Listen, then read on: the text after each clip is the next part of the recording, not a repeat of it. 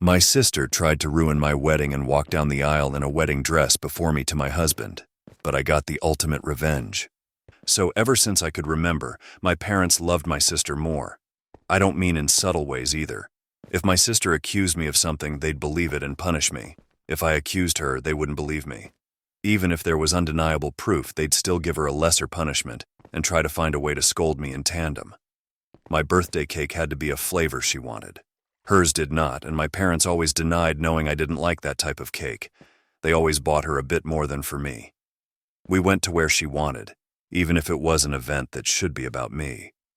My sister grew up spoiled and didn't like me, just used me as a punching bag. But at first she mostly ignored me.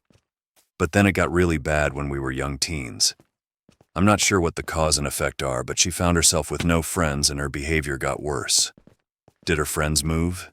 Did they ditch her because she was mean? I don't know.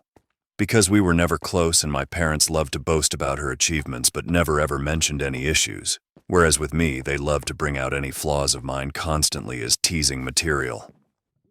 I only knew she had none because we went to the same school, and I noticed her no longer walking around with people. Anyway, she had no friends. I did. I used to be decently popular. My sister realized that, and suddenly I stopped being the occasional punching bag to a hated person she needed to take down at all times. She started accusing me of more stuff. She accused my friends of more stuff. My parents stopped allowing me to hang out with anyone, the excuses ranging from, "They're not good people according to your sister," to, "Why are you trying to leave us? Why can't you be like your sister and enjoy family time?" What saved me from complete isolation was extended family. Most of my family lived in the same hometown, and I got along with my cousins despite some age difference. At one gathering, they invited me over to something, I don't remember what, and I sadly replied, "I'm not allowed to go anywhere." When asked why, my kid self with no filter replied that it was because I wasn't allowed to have friends since my sister didn't have any. Well, that reached the adults, who apparently tore my parents apart. Later, I was scolded for lying and grounded, as if I had anywhere to go, for a month. But after that, they allowed me some leeway, so it was worth it. And my sister changed schools. I guess the humiliation of extended family knowing her social status was bad, and she demanded to be changed. And my parents immediately obliged, even though it cost them more since the school was further away. But she made friends at the new school. However, she never went back to the previous status quo of mostly ignoring me. I guess having felt the power of how badly she could screw with me, and anger that I told family she had no friends, she never let me go. My life was still bad. Her friends would come over and bully me, and my parents called it light teasing. I never called friends over because my parents were awful hosts to them, or my sister would accuse them of taking stuff and they'd believe it. I did become close to my cousins, though, since my parents never dared do any of that to my family. And then I got my first boyfriend.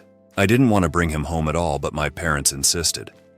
Well, at one point we were separated, and he came to find me to tell me my sister was flirting with him. By which he meant she came over with skimpy clothing, batting her eyelashes really badly, and started telling him how bad I was and how good she was. He was irked and ran off to find me. Of course, my sister told my parents a different tale, that my BF had instead tried to flirt with her, but she naturally refused, since how could she do that to me? Guess who my parents believed? Now, my boyfriend wasn't perfect, but I immediately believed him, for a mean reason. But remember that back then I was a teen and suffering from the unfair bad treatment. I was very resentful and moody, and now hated my sister as much as she hated me. With that disclaimer out of the way, let's talk about looks. I hadn't mentioned them yet because they weren't relevant. My parents are overweight. And since they liked showing love via food, giving you more food, buying treats, etc., my sister is also overweight, whereas I am not. In fact, I've always been kind of skinny because punishment often included no treats or snacks. Obviously, weight isn't what matters, personality is. But my sister even then was already rude and spoiled. Even her flirting attempts were bad because she never learned to work for anything since she could demand, and my parents would deliver. Added to that, the fact that she didn't look like some sexy model. Even my self-conscious teen self didn't believe my boyfriend would try and cheat on me with her. Anyway, My parents prohibited me from dating such a horrible boy. I did try to keep going in secret, but it was hard and the relationship ended. I did get another, but again my sister accused him of flirting with her when he refused her advances. Again my parents believed her. I tried pointing out how this happened again, but they decided that meant I was incapable of making good choices and kept picking bad boyfriends. The relationship couldn't handle the Romeo-Juliet situation and fizzled out again. I would eventually get called a slut in high school, as I was fine with making out with boys and such but refused to have relationships. Thankfully, it never got back to my sister or parents. My sister did bring one boyfriend home during all this time. He was paraded with pride, and my parents spent every second telling me how good he was, and why couldn't I be like my sister and find myself someone like that? Until he stopped showing up, and suddenly he was a conniving bastard that tricked my sister. Oh well. And the unequal treatment continued at this time. She had more spending money, her curfews were much better than mine, she was free to go anywhere at any time while I couldn't. If I pointed it out, my parents would say it's because she's older.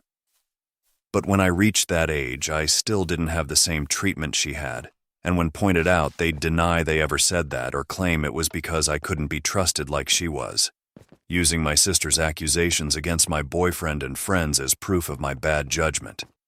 Time goes by and it's time for my sister to graduate. She was accepted into a college, not a very well-regarded one, and she had no scholarship or anything. Again, because only her achievements were told to me, I don't know which colleges she even tried for, so I can't say how badly she was rejected. I do know her grades were bad in school though, because whenever she got a B, we would celebrate. I would usually get good grades, but my parents refused to celebrate, claiming since I always got those, what was there to celebrate? My parents naturally made a lot of fanfare and told her they'd pay for everything. I was relieved she'd be going away. Not that it made my life any easier. She'd always come home every other weekend, and somehow stuff kept missing from her room, or some other issue she'd think of to make my life miserable. My curfews were still strict, etc. Eventually, my mom came to talk to me about my impending graduation. I'm only a year younger than my sister. She told me since they were paying for my sister's college, they had no money to pay for mine, so it would be better for me to start working immediately after graduation and waiting until my sister finished university to see if they could afford something for me. Oh, and if I decided to stay at home, I'd have to pay for all my stuff, part of the bills and rent. I pointed out I could get student loans. Mom said yes, except no. That is because they were so caring towards me, and I had such bad judgment, they would decide if a college was worth my getting in debt or not. I'm not sure how they'd stop me from getting loans, but I didn't ask. Scholarships weren't mentioned. They had no idea what my grades were anymore, and never believed in my capabilities. Anyway, I didn't bat an eyelid. I simply said, okay. My mom clearly didn't expect that and kept pushing. Maybe she hoped I'd throw a tantrum so they'd have an excuse to not ever pay for my college. But I said nothing except I understood their position, thanked them for caring, and that was that. My dad later tried the same, but I also refused to be emotional. You see, after a whole lifetime of their terrible parenting, I never had any expectations towards my education. I knew they would find an excuse to not pay for mine and make my life miserable. I never believed they would eventually pay it if I worked and waited for my sister to graduate. I had been preparing for college for a long time. I could barely go out, my friendships were slim, so I had a lot of time to study. And study I did, because I saw college as my only chance to be free. Well, the time came and I worked my ass off and got a scholarship, not to anywhere like Ivy League or anything like law or medical school, but it was a good enough course in a decent college with a full scholarship. Knowing my sister would hate it and try to stop me via parents, I put my achievement in social media at the same time I told them. Even forced myself to thank them in the post. Now they couldn't forbid me from going, as they'd have to explain to family why not.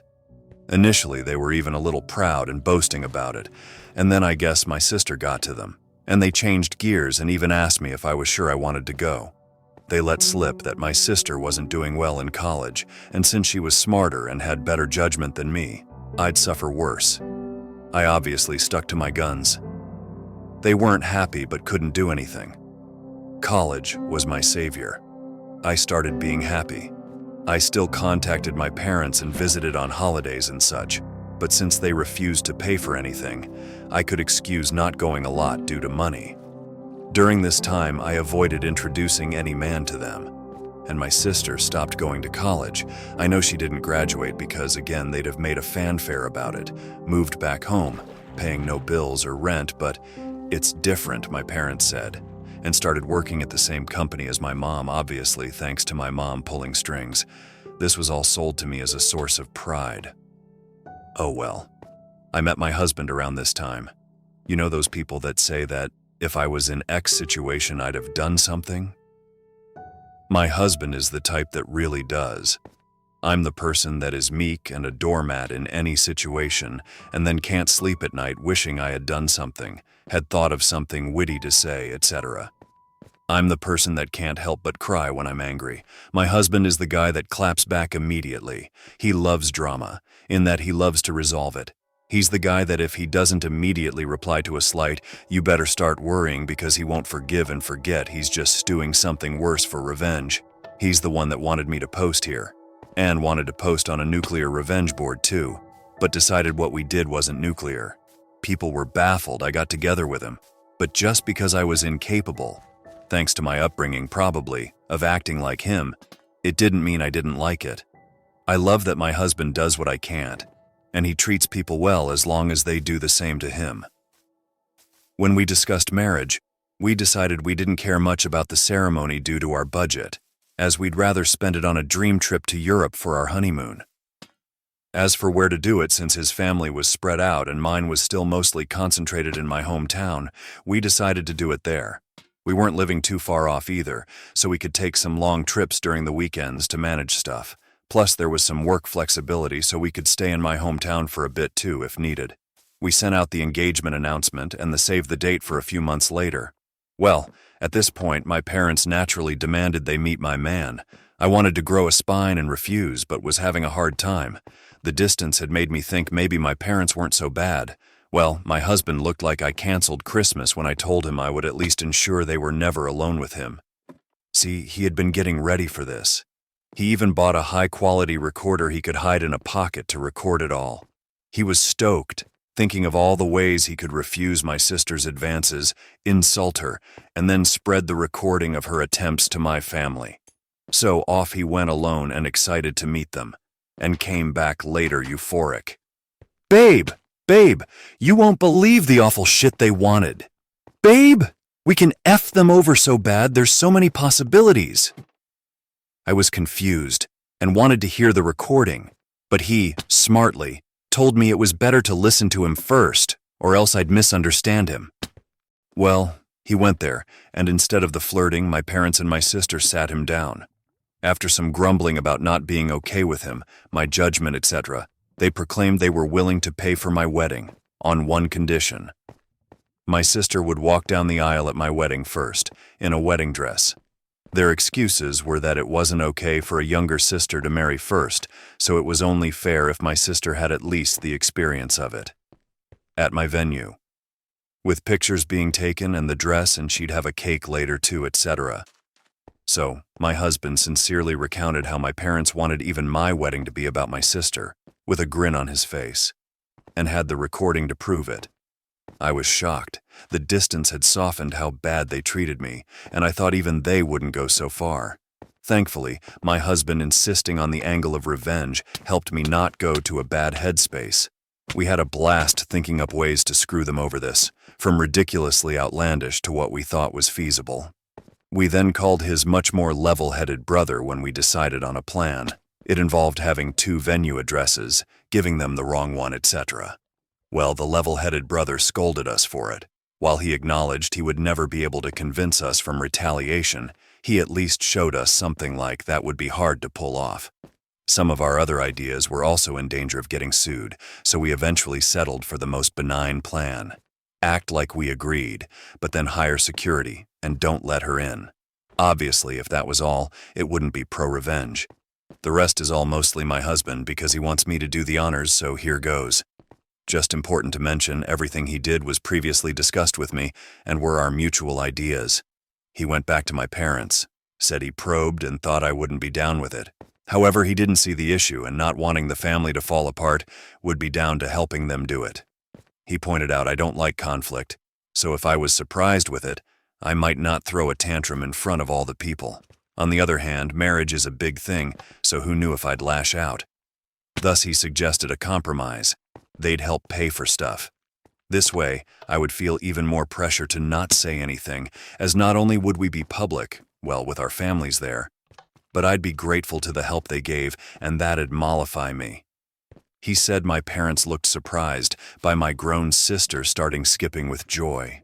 Literally so, like a kid, so it was accepted. Important.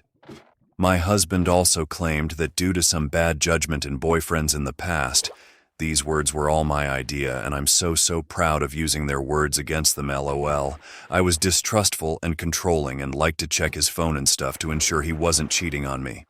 As such, it was imperative that nothing of this plan was ever put in any writing. For any discussion pertaining to my sister walking down the aisle before me, he'd go over to their house to talk. And so began the months of deception, where my parents and sister thought they were tricking me, and my husband and I were milking them. How? Well, rather than pay for the wedding than lay low, of course my parents wanted input in everything. Some stuff that meant a lot to me, the songs and color palette. My husband would convince them to let it go to keep me in line. But since we never really cared for the ceremony to begin with, everything else was game, or so they thought. What we did was this. We'd go, say, to check the drink and menu options. We'd then accept the lowest or second lowest priced option. My husband would then secretly take my sister there to also try it out, then sigh and say it's a pity we don't want to abuse my parents' goodwill so we wouldn't get the best options. Cue my sister demanding my parents pay for the best. My parents would then tell me not to worry, and they'd pay for the most expensive. Same was done with photographers. Flowers. My husband handed my sister a bouquet of the flowers we wanted, then sadly expressed how I wanted some other tasteless flowers. Cue my parents telling me they wanted us to go with said flowers and they'd pay for it. Wedding dress. We hit a minor snag here. My parents wanted me to use a hideous dress. Okay, not outright hideous, but it wasn't my style and wouldn't look that good on me. We had planned on saying yes, then simply not using it. But my mom sent me a message about it, so there'd be proof I said okay. We had to go with me, refusing to text and standing my ground.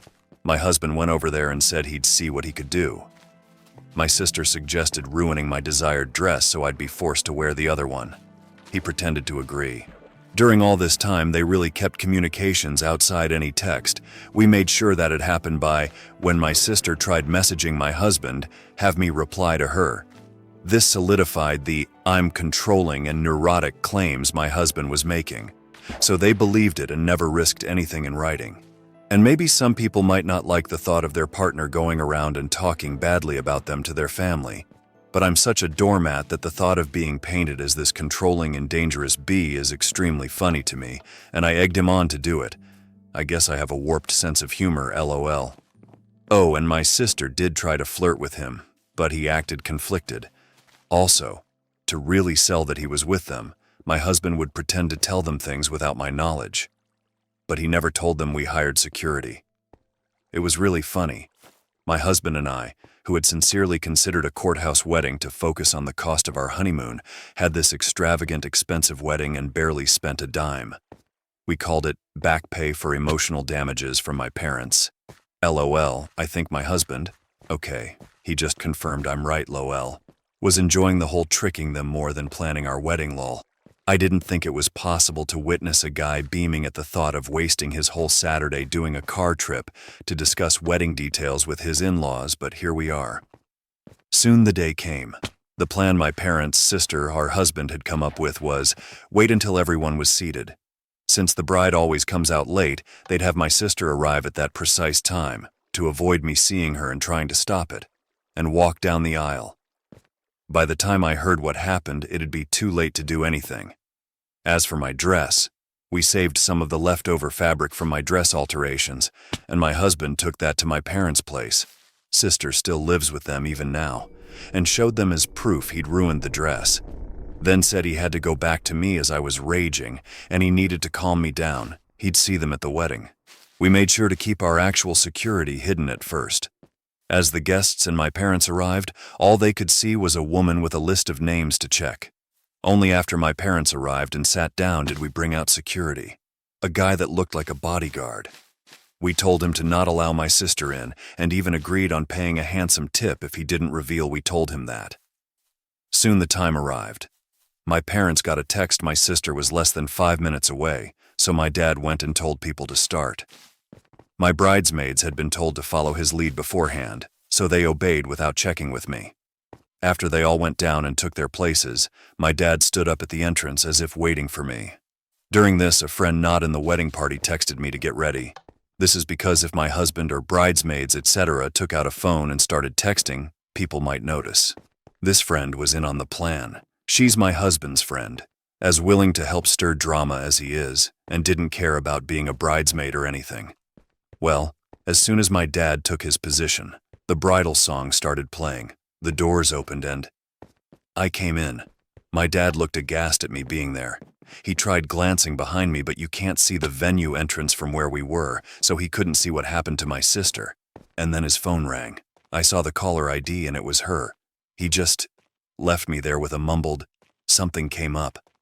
There were gasps and confusion all around. The friend in on it loudly asked what happened.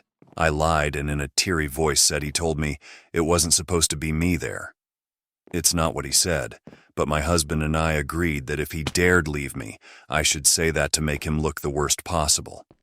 As for the tears, I wish I could say it was just my stellar acting, but no. Despite everything, a part of me didn't think he'd go as far as to abandon me there. That the sister thing wasn't true but an elaborate joke. I don't know. I was hurt. Still am, so I was sincerely trying not to cry. The friend then loudly went, "What did he mean by it shouldn't be you?" So that as many people as possible could hear and spread it, then went, "I will go and check," and ran off. We decided to do this to make her create hell with the security and stop my dad from coming back and stopping the ceremony or something. At some point my mom also left. At this point, my husband's dad quickly ran over and took my arm. He'd been forewarned he might need to. Watching him run desperately to me helped me smile. I walked down the aisle to whispers as people discussed what happened. Some apparently left to check too. When I reached my husband, though, all was well. He made me feel better, joking my sad face was so real I deserved an Oscar, and don't worry, he'd rake them over the coals for what they did, lol. We got married without a hitch. My parents didn't come back. I did notice a lot of people leaving then coming back during the party, but no one dared tell me what was happening. Someone did come and whisper in my husband's ear and he went out. He came back after a while with a thunderous expression, but whispered in my ear he needed to go hide somewhere before he broke character and started smiling all. Well, what happened is, it worked. The following is the summed account from friends, family, the security guy and my husband that I received afterwards. My sister did arrive in a wedding dress. The security refused to let her in. Per our agreement, he claimed she must be in the wrong venue because there was already a bride. And yes, we tipped him really well as promised. My dad went there and tried threatening him with police, claiming he never heard of him so he couldn't be working there. The security agreed to the police since he was hired by us and doing his job. My dad realized by then it'd be too late and tried to demand he let my sister in. At this point, the friend came over and started shouting and insulting my sister and asking what was going on, basically stalling. My mom soon came and eventually other people. At this point, the wedding plan was a bust. All my parents could do now is damage control, as everyone that learned about it was aghast they'd try and pull it and screaming and berating them. The three naturally said it wasn't a secret and threw my husband under the bus. At this point, my husband was summoned. When he came over, he put on his best look of confusion and denied. To quote him, "Gaslight, gatekeeper, girl boss LOL." He denied having ever agreed to something so ridiculous. When they insisted he did, he demanded proof, and of course they couldn't produce any. All text exchanges they could produce were about normal wedding decisions. My sister was screaming and crying and apparently sat on the floor kicking her legs like a kid. My dad looked like he'd beat my husband, but security and other people held him back. Of course, they said they had no proof because my husband told them not to text. My husband laughed and said, "Wow, how convenient, huh?" Then again repeated why would he ever agree to something so F up. Tore them a new one about being awful parents, then said he wasn't going to let their stupid plans and lying get in the way of his wedding and went back to me. No one believed them. The venue had cameras, but they refused to show me the recording as that was only for security purposes. But some people filmed parts of it. Watching my parents and sister get ripped apart by any and everyone that came out to check the drama was delicious. After years and years of being accused of stuff and not believed, to watch them have a taste was one of the best wedding gifts. My mother was crying, my dad kept changing from purple to white, my sister was still on the floor crying and screaming. They kept insisting that my husband was in on it. But people kept asking, why would my husband agree? Why was there no proof? Why did they want my sister to do this to my wedding? And they had no good answer to any of it. Eventually, they were told to leave and had no choice but to do so. My dad apparently had to drag my sister up as she refused to leave the ground. Again, people said nothing to me all night. I guess they wanted to spare me. And maybe it's because I was the bride and not just a guest for once, but it did feel like everyone was making extra effort to be nice, positive, and excited about everything. My husband says all the expensive stuff they were eating and drinking certainly helps, LOL. We had a blast. My husband maintained the forced, angry face for only a short while before breaking out in smiles again. After that, we went to the hotel to catch some sleep before going to our honeymoon. Speaking of which, my parents did try to pay for our plane tickets, but we thought that was risky as they could try and cancel them or something, so we refused. Of course, since that whole thing, the three have tried to contact me. I've refused calls because my husband insisted on keeping a paper trail. I smart thing, because my sister did eventually message me. I won't repeat it as it was very unhinged and didn't make much sense, but the important part was that she blamed me for her humiliation, called my husband a two-faced snake that fooled them for months. He wants to print and put that on our wall, LOL, and hoped, but was also certain it'd happen, that I'd get cheated on by him. She did also suggest he was cheating on me with her, actually. My husband took my phone, screenshot the call logs, screenshot my sister's message, screenshot some messages of my parents demanding I pick up the phone, and sent it all to my family group chat, and sent screenshots of messages to him where they called him names and threatened him. But he kept up the "you're delusional, I never agreed to anything" shtick, and even threatened to sue them for defamation and harassment. He wrote a message in said group chat begging my family for help, as I was now being harassed by them constantly. He begged family to help stop them from trying to ruin my honeymoon now that they had failed to ruin my wedding. Then finished neatly with a request that they don't share our locations, to avoid my parents sending my sister over, and then claiming he had somehow agreed to pretend to F her in our honeymoon suite. LOL. My family assured him they'd take care of it, and indeed, since then, we've had silence. My husband is a little disappointed my sister didn't disobey, so he could tattle again while tearing her a new a-hole. We'll see if it'll last. All in all, while I obviously would prefer to have a normal, loving family at my wedding, at least for once in my life, they not only failed to ruin something meaningful to me, but I got them back.